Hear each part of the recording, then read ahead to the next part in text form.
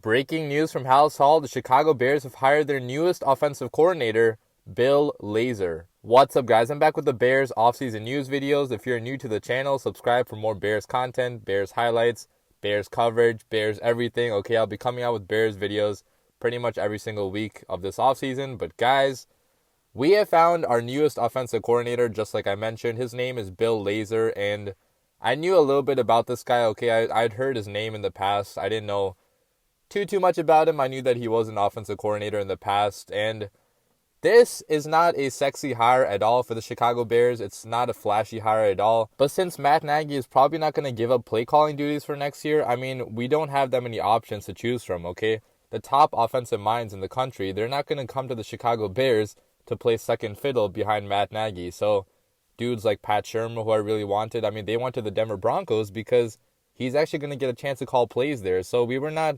expected to really get anybody with much experience and much success being a coordinator to fill our role, because that's just not how the NFL works, okay?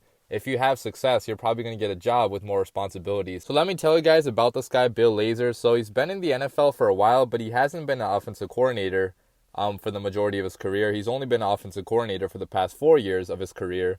But he began as a offensive quality control coach with the Atlanta Falcons in 2003.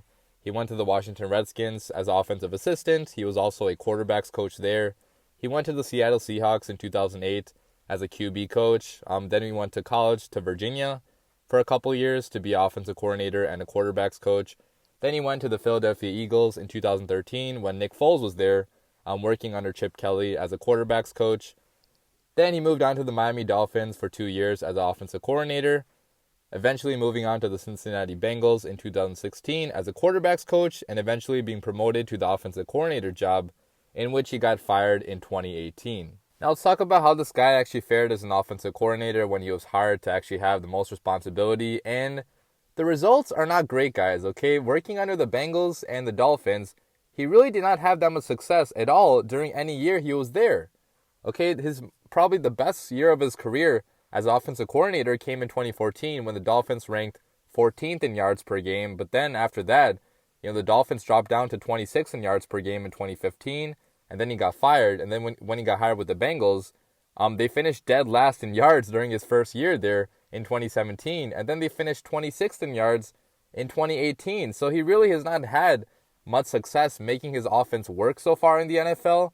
So, again, it is, like I've been saying, it's not a flashy hire at all. It's not a sexy hire at all, because this guy has really not had success in the NFL as an offensive coordinator, but some upside is still there, okay? When he was working with the Dolphins, he actually did lead Ryan Tannehill to one of his best seasons of his career as a pro in 2014 up to that point. Now, obviously, right now, Ryan Tannehill is playing way better than he has ever played before in the past, but up to that point in 2014, that was probably the best year that Tannehill had in his career, and it came as a result of, this guy's play calling. Now, granted, they did tank severely the next year, but he has had at least some level of success, turning a quarterback's career around. And he did also work with Nick Foles as well, under Chip Kelly, when Nick Foles was having that amazing season, just lighting the entire NFL on fire. So he does have success working with some quarterbacks and making them better.